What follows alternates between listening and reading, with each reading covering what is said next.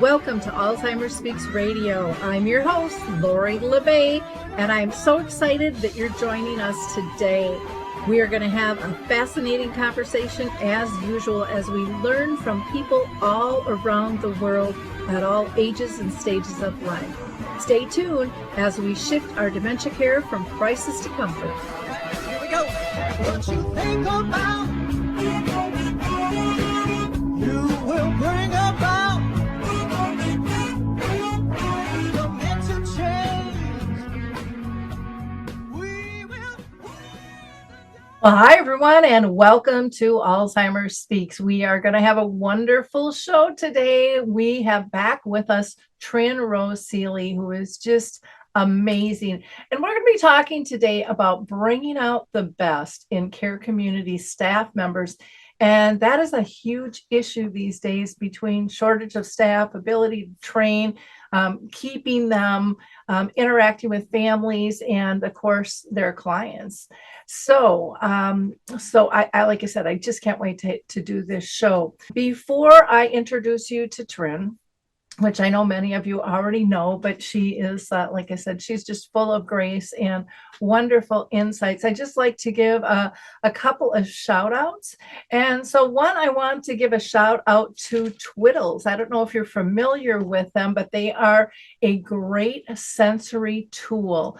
You can go to 4twiddles.com and check out their tools that they have. They have these plush sensory tools that really emulate comfort and warmth and getting people engaged and active, which is what we all want.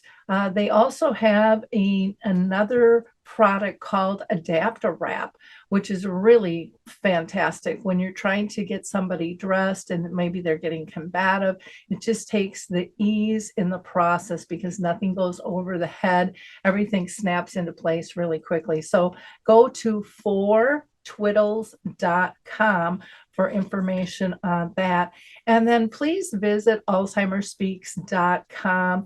Check out all of our free resources. We've been pulling them together since 2009, and there are just tons of things there to help you launch dementia-friendly communities, get involved with memory cafes, to being part of the radio show or dementia chats or dementia in the arts, our poetry section. It's always changing and growing, so please go ahead and check that out. And then also Dementia Map is our global resource directory. You can just go to dementiamap.com and scroll away. It's free. You don't have to give any personal information. And if you are a vendor, we encourage you to sign up and become a member, get your profile listed so people can find you. So with no further ado, let's go ahead and introduce you to Tryn Rose. Well, Tryn Rose, I'm so excited to have you back. I just love talking with you. You are always such a full, open heart and filled with great insights and tips for all of us. And the topic today is so critically important, talking about, how do we create the best care staff in our communities? It's just a critical piece that everybody's talking about. Everyone's kind of digging around trying to figure out how to do that. So I know you'll add a lot to that people will be grabbing a hold of. But before we start that conversation, do you mind introducing yourself to our audience? You can do a much better job than I can. Sure. Thank you, Lori. Well, I so appreciate the ways that you support the big conversation, capital C, about dementia support, from people with dementia themselves to those of us who are advocates and support people. So thank you for your service to the country and to the world. My name is Tryn Rose Seley. I do a program called Mindful Art, which is music, stories, and art opportunities for people with dementia and their caregivers. If I'm lucky enough to get to serve the caregiver as well, I like to create environments where everyone can thrive. And I've done this work for my whole life as a person sensitive to people who are aging and seeing the real person inside whatever we're seeing on the outside.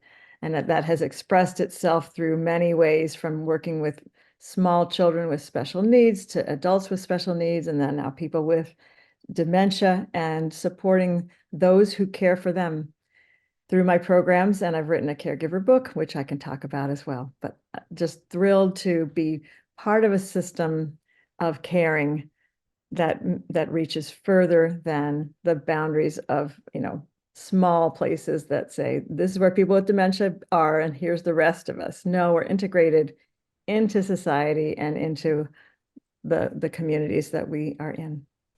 I agree. I think we have to be inclusive, and I think there's so much to learn from one another, no matter what we're dealing with. Somebody still has something to teach us, even if somebody views them as less than or not as capable of, which I hate those terms. Um, but I know that they're still used out there. They have a lot to teach us. And I think sometimes their insights are richer and deeper than our own because we get so caught up in the busyness of the everyday life. So I'm sure we'll touch on some of that as we chat here too. The other question I always like to ask all of my guests is, have you been personally touched by dementia? It's just nice for our audience to know, in your own family or circle of friends or work, if you can just give us a little synopsis there. Just briefly, we grew up in a family of 5, and the middle child had grand mal and petite mal seizures all through his childhood. He passed away at age 9. But in that time that we grew up with him and around him and trying to figure out who Martin was, we all gained a sensitivity about people being still there and being there even if we can't access it very easily. So my family members and I have all chosen fields where we can bring out the best in people's lives, from people with autism to people with Parkinson's. And I happen to land in the field of Alzheimer's 20 years ago, and I'm grateful for it. Just respecting people who've lived a whole beautiful life deserve the best kind of support that brings back the best parts of their life as I'm caring for them now. Wonderful. Thank you for sharing that. Um, well, let's dive into this topic here. You've been in the industry a long time. So, what have you seen over the years utilizing your creativity with full time caregivers or carers, or, there's 10 million names out there for people who care in communities, in your career? I would imagine you've seen a great deal of change. I know I have. Yes, yes. Um, the window through which you see a person makes the care feel like a drudge or like a gift.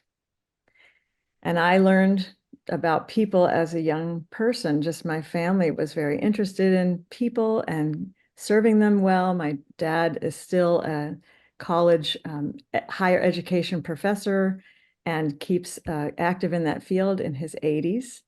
He cares about people. What they know already is of value. And being a person at the front of a room, I can bring out the best in the people in that room on the topic that we're talking about. So it's all applies to care communities that I've served in. I've served as a private caregiver in a single home. I currently am doing programs in a senior center and small care homes, as well as private clients in their homes. And in every one of those settings, it's important to enjoy the person and appreciate who they are inside. So over the years, in all the settings that I've worked in, using creativity was a natural for me, just the way that I was raised, to be a musician and to be interested in people and to be curious about what somebody has to teach me. So as I was a full-time caregiver, I would find out what this person needs in front of me here. What does this person need? And what does that person need? Do they need a joke? Do they need a quiet word? Do they need just a walk with no words? Do they want to be laughing? Do they want to be listened to? Do they want somebody who just can sympathize with them? How can a person be recognized and heard for who they are, who their essential self is? And that's just something I knew how to do and love to do and still love to do. Thank you. You know, when you were talking about that, I'm glad you brought that up because that kind of drudge to gift, what is it? And part of it's going to have to do with how we were brought up, you know, in terms of what is our perspective. And then, you know, as you enter the workforce, it's like, what's the corporate philosophy? But then there's also the educational level in there, you know, in terms of what people are taught.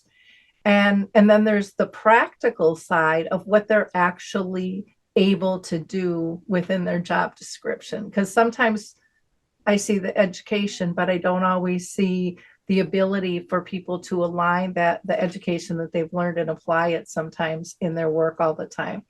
And so those perspectives are critically important. And I don't think everyone always looks at kind of that big picture of, you know, how involved all these things are. We kind of write it down and we think, yeah, this is the way it's going to go. But there's a lot of diversion that can happen, or synergy, depending on you know, what's going on within a company and within a person themselves, you know, what they feel they want to stand up for and be and do and emulate. Now, the programs that you've brought out for people that you serve and your book and your music program, can you tell us a little bit about that and how that kind of works into bringing out the best? Yes. It's something that my father and I like to say to each other, and in settings. We were just at a music festival on the weekend. I played music on stage and he played percussion, and we always say we like to bring out the best in people in every setting, and whether it's our social connections or our work situations. So creating a safe space for people to thrive is the bottom line. It's the bottom line in everything that I try to do. So as a full-time caregiver who was helping people, you know, shower and get dressed and get their medications and get their breakfast and have something interesting to do for the day, so they're not frustrated and they're not confused and lost, they're anchored and grounded. This is how I learned to do this practice. And I call it a practice because it is a practice to bring out the best in people. It creates joy for all of us, and it builds authentic relationships. So there's trust. And then we're doing these personal, very personal tasks of activities of daily living. We're strolling down the hall to use the restroom because we've got a lunch date. I'm here to make sure you're all ready and freshened up. Let's do it. We're in the bathroom, we're out of the bathroom. It's not about, let's go to the bathroom. You haven't done that yet. Shame on you. It's nothing like that. It is about a real life, a real experience of life that people have experienced for their whole lives. They've been in charge. They've been hosting their families, their friends, you know, naval wives, executives. They know this. So how can I treat them now with the same gentle and loving care and respect that allows them to thrive at the highest level that they can in the state that they are in of confusion, of frustration, and re-anchor them so they can thrive? Then everyone's happy. Then the system is working smoothly and beautifully. So music, stories, art, photographs, looking at people's lives, showing their, you know, what's wonderful, Lori, about being in the industry so long, almost 30 years now, we've seen the shift, right? We see that people get it. They have pictures outside everyone's door that says, this is Mabel when she was 12, when she won the flower arrangement contest. Bing, that's like the best picture of her life. It's right there on her door. So anyone who walks up to this woman's door knows who she really is inside and cares about her. There's a little description of some highlights of her life. This was not happening 30 years ago in the care homes. It was more like, let's get them up, let's get them to the kitchen, let's get them fed, let's get them, oh, they're bothering me, they're knocking on the door, they're trying to get out. I saw this situation. I thought, well, let's turn this around. Let's make this better. And I call care homes care communities. Feels very important to me to use words. Words have power. To use the words that are nurturing and supportive. If it's not a community yet, it should be. And now you see these designed care communities that look like a town square, and they look like a neighborhood, and there's a bench outside each person's door. They can sit and visit, and they can wave, and they can have company. People with dementia still want all those things. So if we can create spaces for them to do that and invite their own friend onto their bench and chat, what a gift that is to them. What a gift, and a gift it is to the industry, frankly. So there's not people walking in the hallways confused, lost. They have a place to go. They know where to be. And it's designed to guide people into these social and enjoyable situations.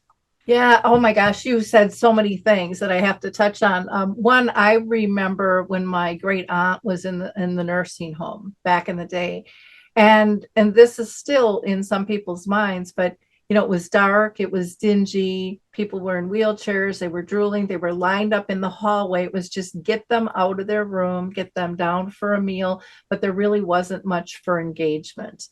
And that was such a stigma to have to crush, but in order to get rid of the stigma, the system had to change, because that was a lot of the delivery system back in the day.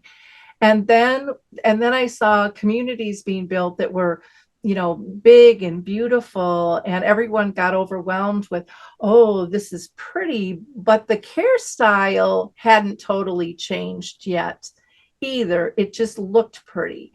And some of the things that I was in real estate during part of this time. Some of the things I saw was we were putting stuff in that our people didn't really need, but it gave comfort, and it was kind of those aha moments, or ooh, this is beautiful, like whirlpool tubs or high ceilings that echo, and get cobwebs and all kinds of different things that can be issues for people. So it's interesting that the transformation that occurs. But you had mentioned bringing out the best in people. And you just normally do that with your personality. I love the example that you gave of, just going to the bathroom. It wasn't, hey, we got to, you got to go to the bathroom, or we have to change you. You had an accident or whatever it was. It was like, let's get on to the next thing. There's more to life. This is just a little pit stop that we have to make so that you can really enjoy the next session. You talked about framing care as a practice, and practice makes perfect, but I don't think we ever really reach perfection, because we have our good days and our bad days, in terms of how we're going to apply it or how people are going to react to us. But knowing that it's fluid, I think is a huge thing in communities, and just in healthcare in general, that needs to be accepted. This isn't a black and white, an A to B type thing. You really have to be fluid. And then you talked about the approach. Again, kind of going back to that bathroom example that you gave, it was such a simple way to go about doing something that needed to be done, doing it with dignity, having fun, and doing it on an upbeat level. And purpose. There's a purpose. What are we doing here in a care home? Mhm. We are helping people finish with dignity. They're finishing. They're Mhm. not probably going to be leaving that home. They're going to be there until they pass, or they will have to move to even more intense care than they have now. So if we can get that clear, both the caregivers who are doing the everyday, all day work, and those who are the leadership, if we can understand and really appreciate and value this system that we've created, it could be a joyful and energetic place. We know what it looks like when it's not that way, and what it feels like when it is full of life is vastly different and very satisfying. And I'm a staff member who wants to stay. And I want to give everything I can to that place and give my commitment and my energy. And I'll actually leave with a positive feeling instead of exhausted at the end of the day. I'll just tell a couple of examples of some of the ways that I learned this just by considering that, taking that meta step back and saying, okay, if I'm doing this work every day, I come to this building and I'm caring for people who have dementia, and they're probably going to pass away here. what am I doing here to help them feel good, to process life, to be full of life as they can be. So if a person is in bed, they're not ready to get up, how can I help them face the day? Because if they don't, they're going to be up in the middle of the night, and the person who's overnight is going to be exhausted, and it's going to be a crazy time when they're trying to, get laundry done and just make sure everyone's not falling out of bed. Now they're up and walking and want to eat food and talk. And how can we kind of create a system that allows people to thrive the best? So I would go into a room, and different people had different personalities, so it was different for each one. It's not exactly a formula, but the formula is, how can I help this person face the day? So often I would, tiptoe to the closet, get some clothes, some beautiful clothes, lay them in the bathroom, turn on the shower. We'd figure out if that person liked a morning shower or an evening shower, or if it was a spa day, spa bath. Some people really love that spa bath, and we called it the spa day, and they just love that. We figured out how to keep them hygienic and happy by figuring out what's the best timing for them. Mostly it was morning. So the shower's going, clothes are ready, and I'm walking in, just making sure if they're awake, and saying, hey, you know, there's a breakfast date. We have a breakfast date today. And I'm here to make sure you're there on time, and I'll make sure you get there just perfectly. And they look at me and say, what? There's a breakfast date? Because that's what we all do, right? We like breakfast dates. They're fun. Let's go have brunch. This is real life. It's authentic. It's real in the context. That person is up in the shower, getting dressed, giving me their clothes. Sometimes it's hard to get people to change their clothes because they feel like, I'm dressed, leave me alone. I don't want to do that. This person is taking off their clothes, getting in the shower, putting on the fresh clothes, we're putting on makeup, we're out the door and going to breakfast, because that's real life. So I feel blessed to have been in a situation where we had a small care home in one situation and others were larger. But this one was where we had time and resources to help each person have a unique experience, rather than sort of driving the force of, we got 40 people to get through the breakfast, and then to what are they doing next? And are they wandering? Are they watching TV? I've done it in both places, so I have things to share about the larger groups, but the smaller groups, you can just, every person responds to, there's a breakfast date waiting for you, and I'm your ticket. Woo! One lady would say, I have something to tell you. I have Alzheimer's, but I don't want anyone here to know. And I would say, your secret's safe with me. I am not pointing out her shortcomings. I am not pointing out her faults. I am pointing out her strengths and bringing out the best in her. She knew she had a condition. She knew it. She didn't die. She died there beautifully, but it wasn't like she faded into lower stages. She was fully present. It was probably frontal temporal. I didn't always know what kind of dementia people had, but she went from, I'm embarrassed, to I'm really happy, to I'm ready to go. She organized things in her mind, and her hands were in the air when she was dying. She was putting things away, right? And we were there, the daughters were there, and I was there sitting with her, and I would say, Judy, you are putting all the linens away after the Thanksgiving meal. Thank you so much for all the beautiful parties you've hosted for your family, and keeping us organized so we know where they are next year. I mean, I'm starting to cry just thinking about this woman, because she's a real person. She's not a number. She's not a problem. She's not a behavior. She had things that were difficult in her experience, and we had to work with that. But we were working from a high ground for her. Who is this person? Respect her. She's beautiful. She wants to look beautiful. She wants to be powerful. She wants to be herself. She was herself until she was done. And that's what we can do, even on a large scale. in those small ways, just the window through which we see a person makes a difference about the kind of care that we can deliver. And if those care homes at the leadership level recognize what magic these caregivers bring every day, all day, then they feel safe to even express that love even more to the people they care for.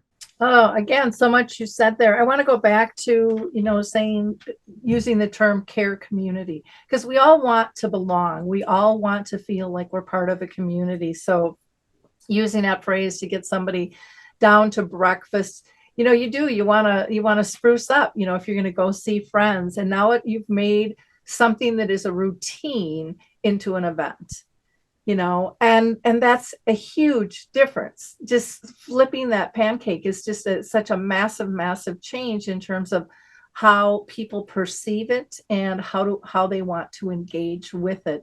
The tone of your voice as you say those things is different than, come on, let's go for breakfast, it's time for breakfast, because that's kind of how it's heard. I remember back in the day, I worked in a large community, and this was back in the 70s, so this is a long time ago, and it was a home for developmentally disabled. And we ended up getting closed down by the state because they were just, everything had to go into small group homes. No one could serve unless they were a small group home. And as a staff, I was so greatly disappointed that they did not see the value of how we had to care. They didn't see the personal side of it at all. And they thought it could only be done in a small way. And I was so saddened by that. But it got down to this task management and a pitch that was sold. And no one really looked, in my opinion, at big picture. Because you can bring those things in large communities. And granted, there was stuff, of course, we could have done better. We could have done different. But they didn't, in my opinion, have to close the doors and say, you're not valued. And then we went from small group homes to, oh, maybe we do need bigger places, that they kind of merged back. But it's just like looking at what are the goals first in terms of how we're going to care. How are we even going to chart that? How are we going to grade that? How are we going to appreciate that? Like you mentioned, you have to allow your staff to be loving and kind. And, in this age of lawsuits and stuff, a lot of people are fearful of how someone touches or talks to somebody. And, we get really judgmental with that. And granted, we have to protect our vulnerable adults. I totally get that.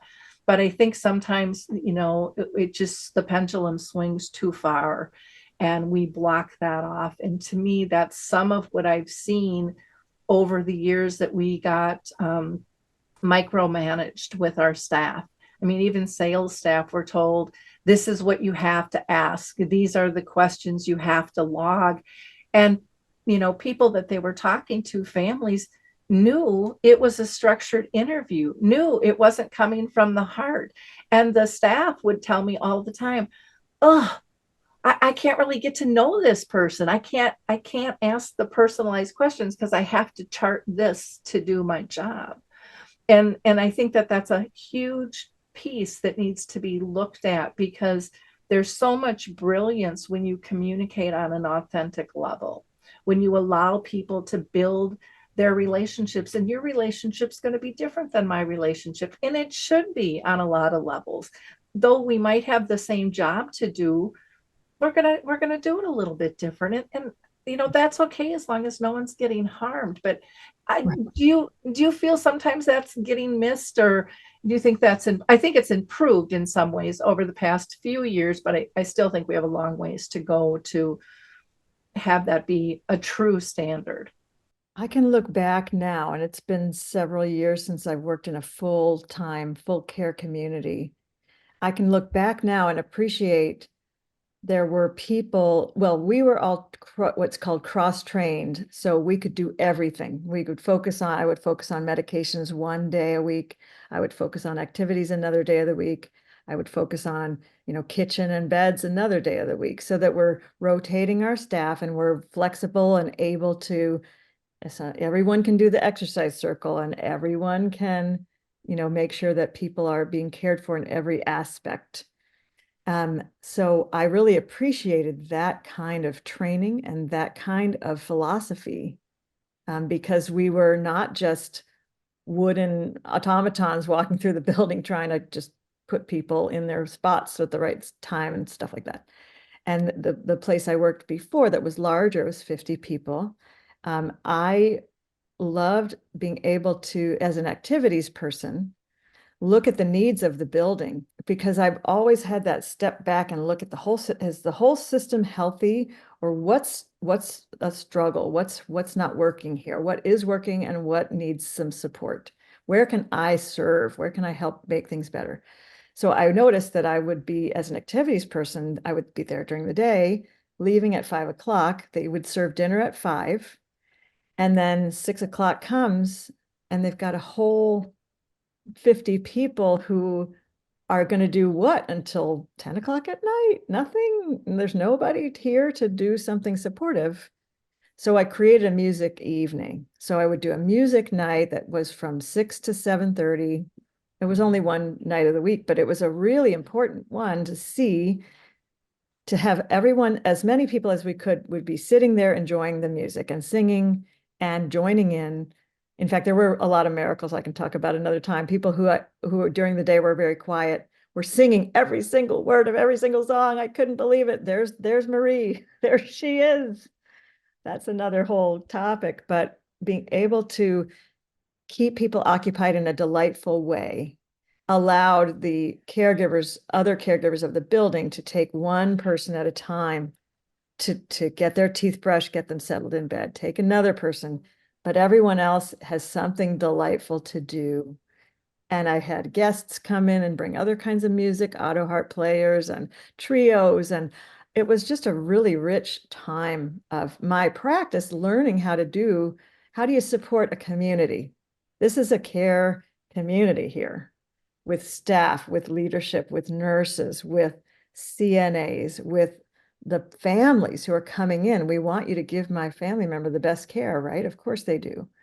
And when they've come to a decision of putting someone in a care home, it's a big, big, big decision. And it comes with the pluses and minuses, or the losses and the guilt of the family caregivers, that I couldn't do it alone. I couldn't do it at home. I couldn't do it by myself. So we wanted them they're part of this community now. I want to care about that daughter when she comes in and tell her, thank you for your mom. I love your mom. Here's an anecdote about your mom this week. I have something to tell you. She's doing really well.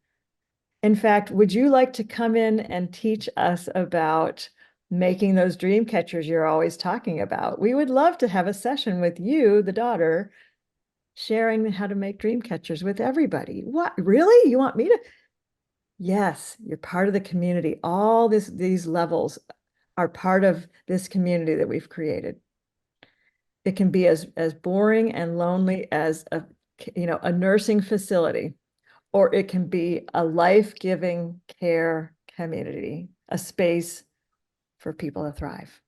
Oh, I so agree. I think I had a similar experience of kind of looking at things at that higher level too, and seeing where gaps were. And, what you were doing with your music was allowing others to do their job easier, Yes. and plus entertaining and engaging. And again, I think, and I know some people don't like talking about it, but I think the micromanagement crushed some of that stuff.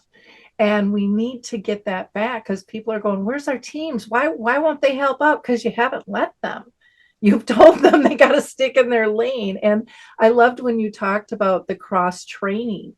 That is so important, because then people aren't fearful to step in.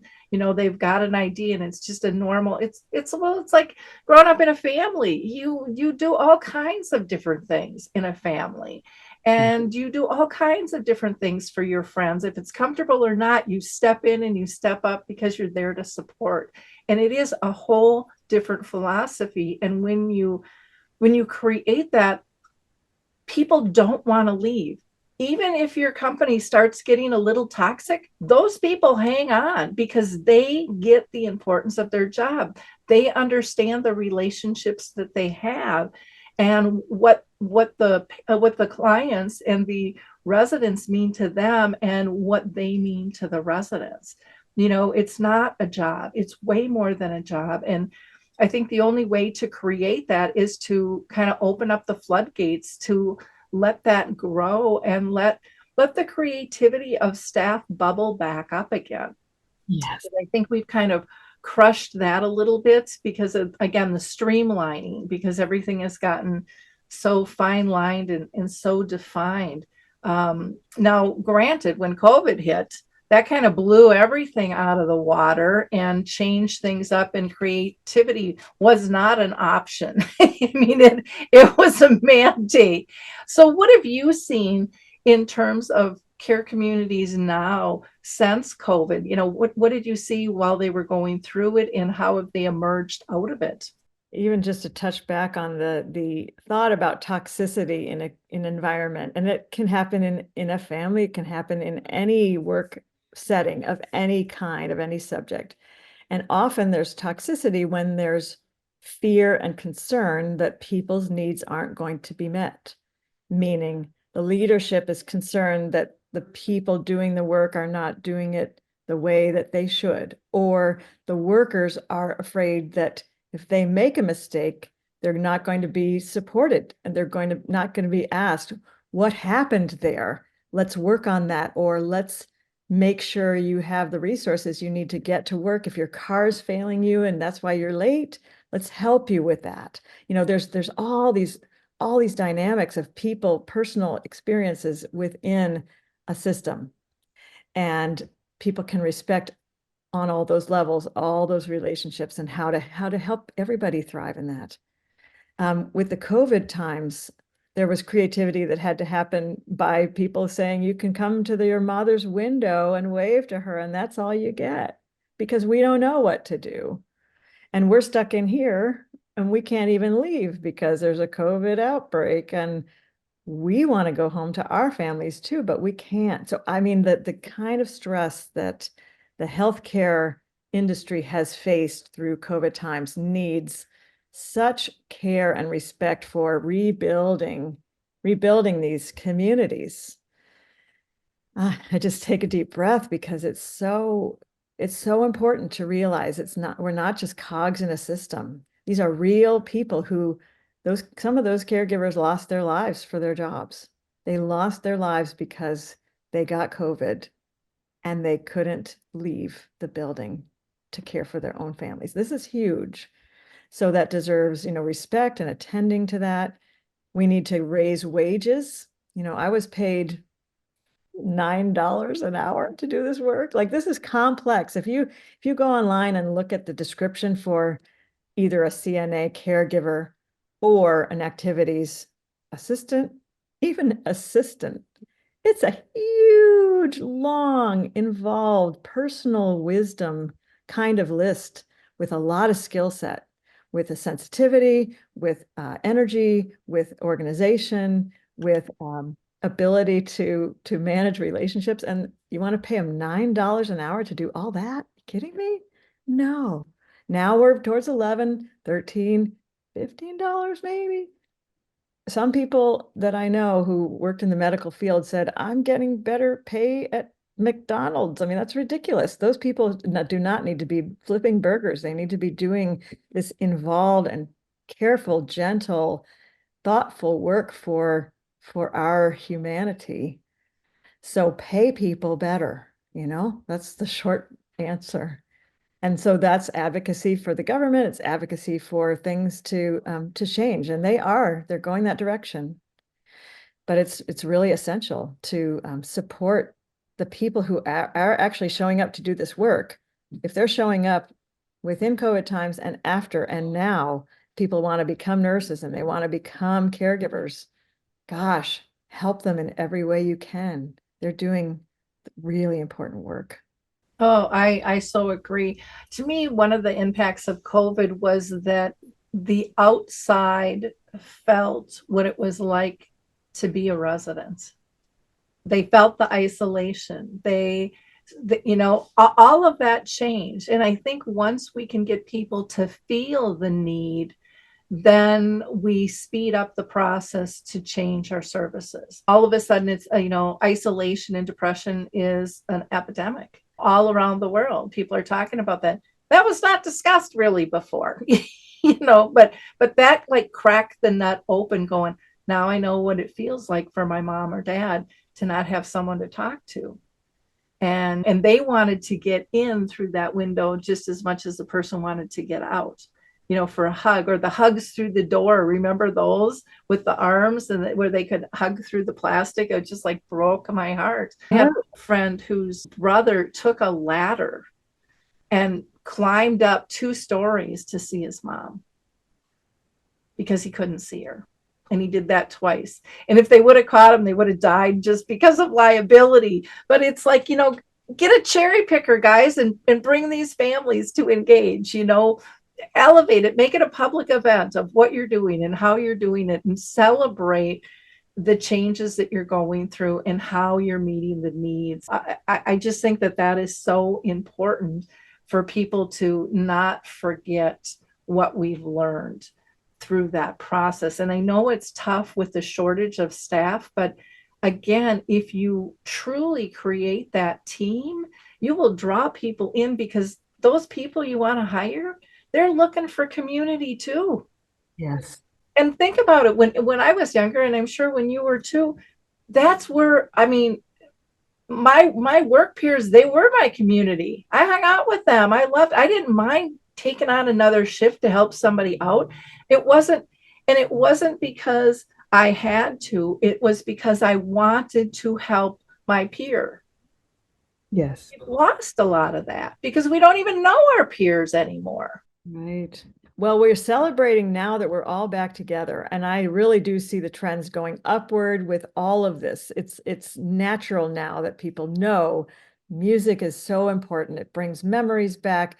It brings memories back for me when I hear those old 80s tunes. I'm back in high school wearing my hot pink hair and my hot green pants. I'm there exactly when I hear those songs, and you are with your songs, and any of us at any level are there in those joyful moments. And we're all celebrating that we're connected again, and we can visit our families. We can be part of the story now instead of being isolated, instead of being separate. And I think that every care home that knows that is going to be even more successful.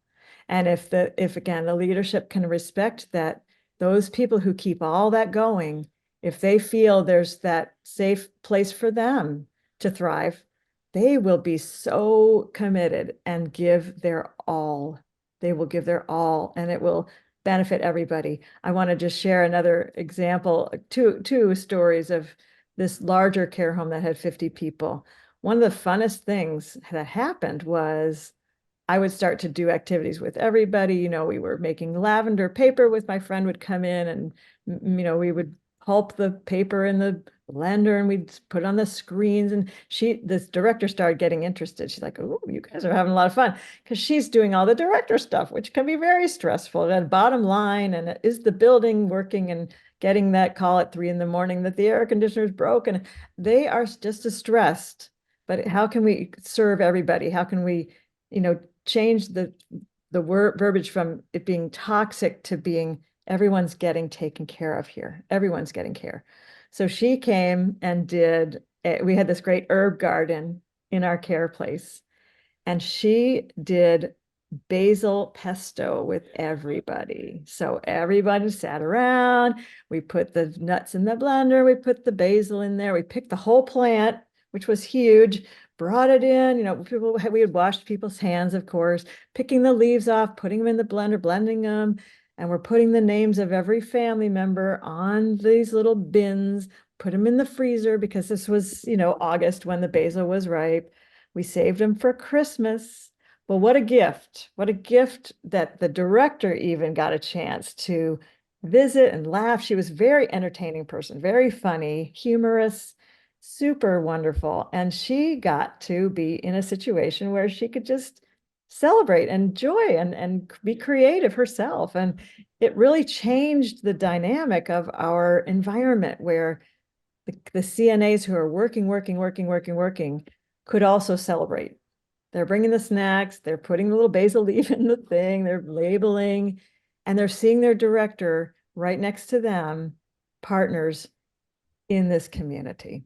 It was very special, very important. And then another time, I was running the Memories in the Making program, which was an art program for people to draw.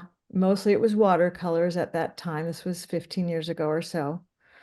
And I learned that there were several of these pictures that would get chosen for a larger auction in the city that I was working in, where they would sell the art to make money for the foundation, et cetera. And other artists in the city would pair their art with those people so that they would, get thousands of dollars for their picture of the rooster, because the little picture of the rooster from the person with dementia and the large picture of the rooster from the famous artist in that city paired together raised money. It was a beautiful synergy that was happening there.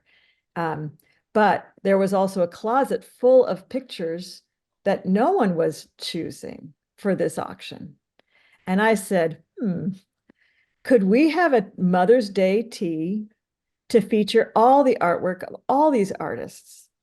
Let's bring the families in. Let's show, they don't know this is happening. They don't know their mom has painted cardinals and instruments and flowers, and she's made these beautiful things. This man who was an engineer, he was drawing all these very specific drawings that were very geometric, and the son didn't know that.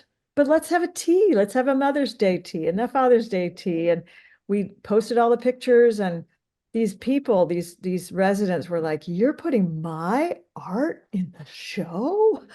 And they know what art shows are. They've been to art shows. They've hosted art shows in their lives. This is real, authentic connections with community.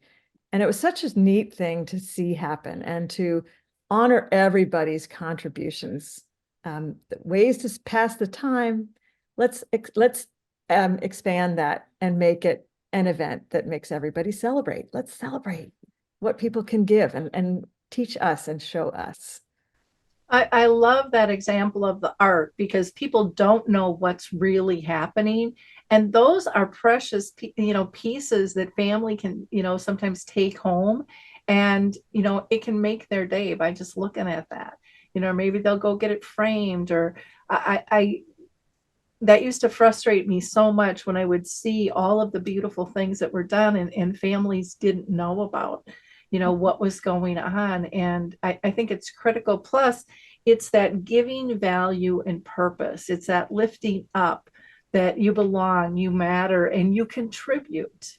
You contribute in beautiful, beautiful ways. And we see that through the dementia and the arts that we do, how that makes them feel, and how even when they engage in the art, it if they're having symptoms, they kind of go to the wayside for a while they're present doing that. I mean, so there's so many elements of this, and to be able to show everybody truly as they walk in the door. I would love to see all communities, instead of renting and purchasing artwork, use your residents, build a gallery, explain what you do and why you do it, and fill people's hearts and get them excited. To me, that is only common sense. Plus, it would be a huge budget saver. Yes. Currently that the art center, that it's not an art center. It's just it's a senior center that regular people are walking in. They're doing dance classes. They're doing art. They're taking lunch. They're playing Mexican train dominoes, and they are celebrating that everyone belongs in this community. And it's very important to remember that we're all here until we're done. We're not done. I just did a program last week, a music program, and it was mindful art. I call it mindful art, music, stories, and art, for a new care community that was just people with dementia. And I was told, now they're low functioning, so just be aware that they're low functioning. Well, I tell you what, Lori, you can't believe what these people said and did. We sang, we told stories about Valentine's Day because it was still kind of Valentine Day. And we made art. We made Valentines for each other. We made one for the director. We all signed it. And this is the kind of things that people said. Don't tell me this is low functioning. This is remarkable. Clicking the retractable pen here. Let me hand you this pen. You can use my pen. You can borrow my pen. Should I write my first and last name on this card or just my first name? And my sister and I always made art together when we were kids. And I would like to make a second card. Can I have another card for my brother? I mean, on and on and on. This is not low functioning to me, but you've created a space for people to thrive. And you brought out the best in them by simply talking about things that they love, things that they know to do, singing, laughing, connecting. They were taking care of each other with deep dementia. They knew each other's names. It's a miracle every time, Lori. This is why I do this work. It's a miracle every time. And I would like to see that happen for more people. It's the reason I wrote my book. It's the reason I've contributed to other books. There's another book called Dementia Friendly Worship that is this lovely collection of every kind of perfect service for a Baptist, a service for a Native American, a service for a Sikh, a service that a Christian would want. What do people want when they're at home or when they're in a care community where there's a chance to have a worship service? A Jewish person. Every faith is included in this book. Dementia Friendly Worship. It's wonderful. It's about the communities that we've created. You know, in the country, organized religions are diminishing, but it's not because people don't want to gather. People want to gather. The value of church communities is that people showed up for generations and said, this is important. So we're keeping that. We're keeping that value. We're keeping the value of showing up together, caring about each other, and celebrating together. So that drives all the work that I do. And I'd love to share it with more people. Oh, we need to do a show just on that. And it's not just what they want, but it's what they need and it's what they deserve and how that helps them thrive. And again, each and every one of us have the wants, the needs, and we deserve those wants and needs, to be met. And it's our positions to bring that forward. But part of that is listening and watching them express what those needs are. And sometimes they can't say it, yes, I would like this, but you can see it through their reaction, how they're engaged. I wanted to know with the arts, that you did with this lower functioning group, how the staff responded to what you pulled out. Because I know so often they're just like, I can't believe that.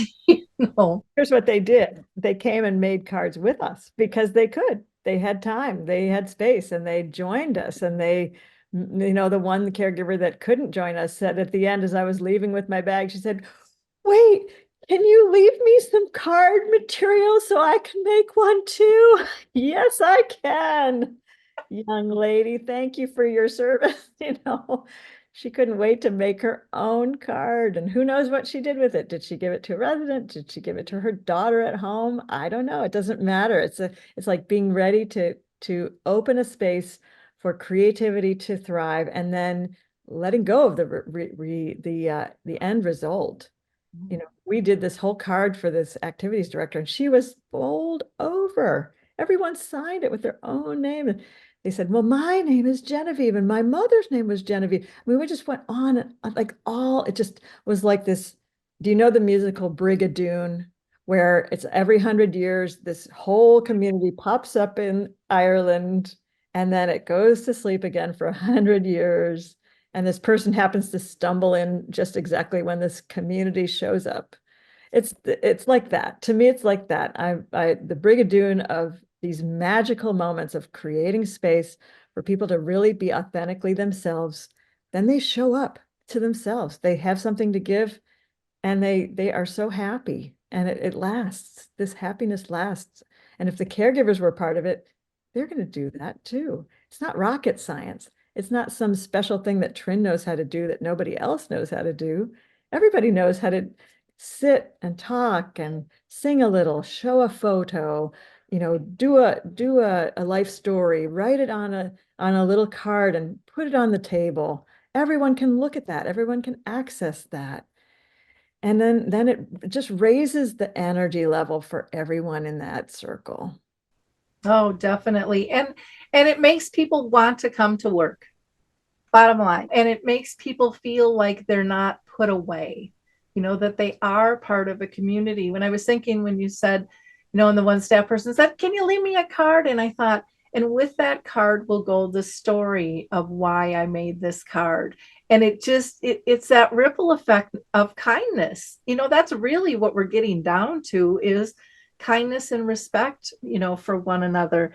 I can't believe we've blown through almost an hour. I still have a couple of questions I would love to get to. And one is, in summary, how can we attract and maintain happy and healthy staff? I think we know by now. We have to treat them with respect. I mean, the quick sad story that I have to tell, and then I'll tell a positive one, is there was a wonderful caregiver that I knew, and I was the activities director, and she was a caregiver. She had to wake up at 4 a.m. to take her two daughters, single mother, to daycare, and then get to work by 6 a.m. And her car was failing. And there were 3 times that she was late, and they fired her. And I was so upset, because can you imagine the thread that she was holding on to, making her life work and giving so much love and attention to all these residents all day, every day? That just broke my heart. So don't let that happen to your staff. Don't let that happen. That's to the leadership.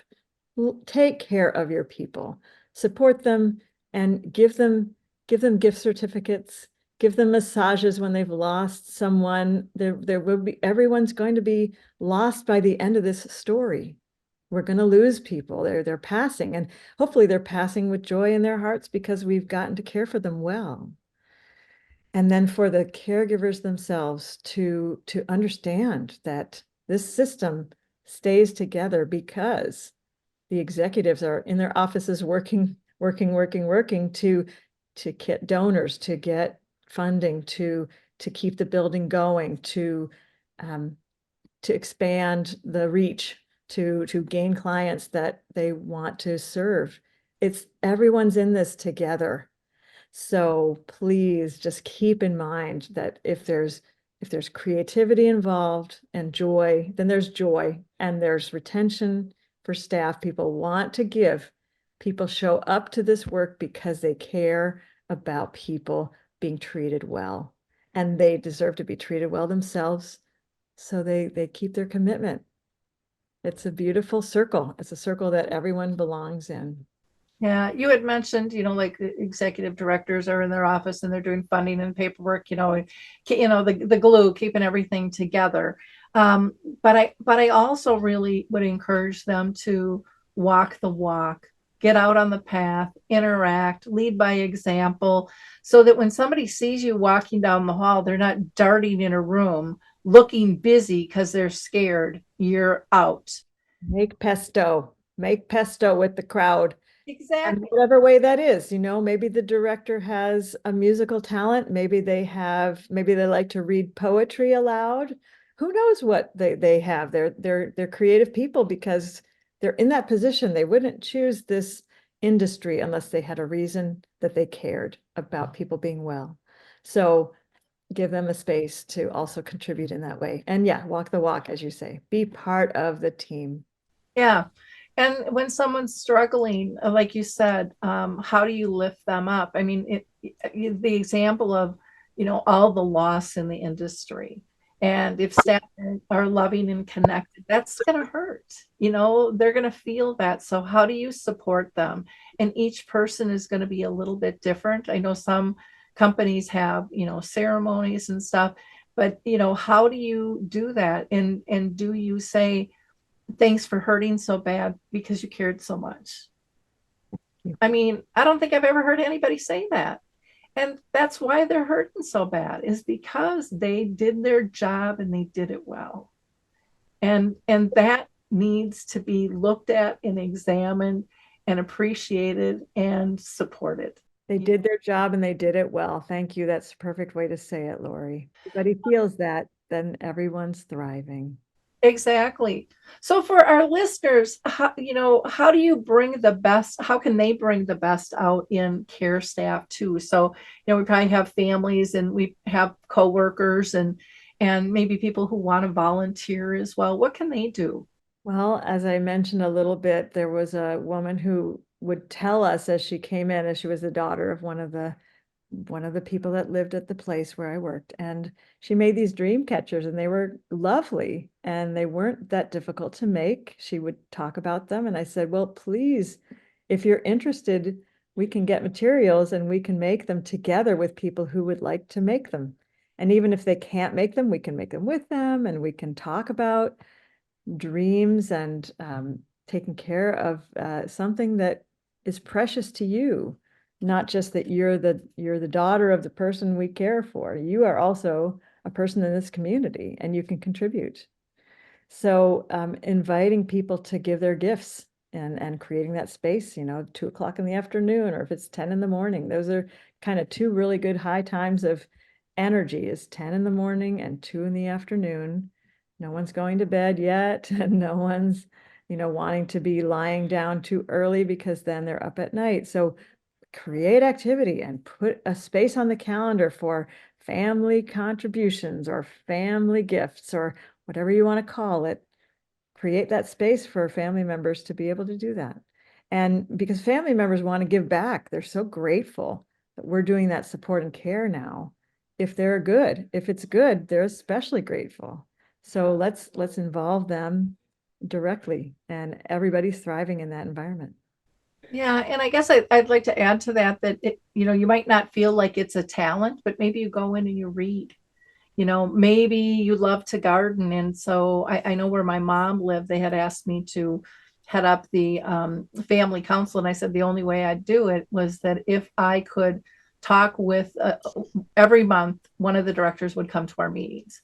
And we solved so many problems. But one of the things that came through this group, because they were so grateful to be able to have that direct conversation with maintenance, with the kitchen staff, we had everybody there, the secretary, just everybody came every month. We just had a different one we focused on. Well, we ended up getting people wanting to, pitch in dollar wise. We had people that wanted to use their talents. We had like a couple of them that were master gardeners, and they cut their budget in terms of having to care for that because they had volunteers out there doing that. And we raised money for a fountain, and we did all these different things, and we did them together. Beautiful. And people have different contacts. Sometimes they'll just know somebody. It's incredible, but it doesn't have to be big and stagey. It could be going for walks. It could be being a listening post or putting a puzzle together, or playing a game, just visiting and getting to know people. So, but again, they have to feel welcomed in, and you have to ask, because most people aren't going to just go, can I do this? That's kind of scary because they think if they're not seeing people doing that, it's not allowed. That's the first thing. But then when you start seeing people, I think as a family member, my mom was in the nursing home for 14 years. When you see other people, some of the families start modeling after other family members, and then they start volunteering more. It's just this ripple effect that happens, but you have to create the environment of kindness and openness and creativity that, none of us have this down pat. Communities in tow as well as individuals. We're all growing, we're all sharing. And I think the more we can work together, the better off, we all all will be in the long run with that. Well, Right. Tryn Rose, this has just been such a great conversation. We could talk about this for a day and do a full conference on it. I just think it's Yeah. so interesting, and I think it's easier to make these changes than what people think too.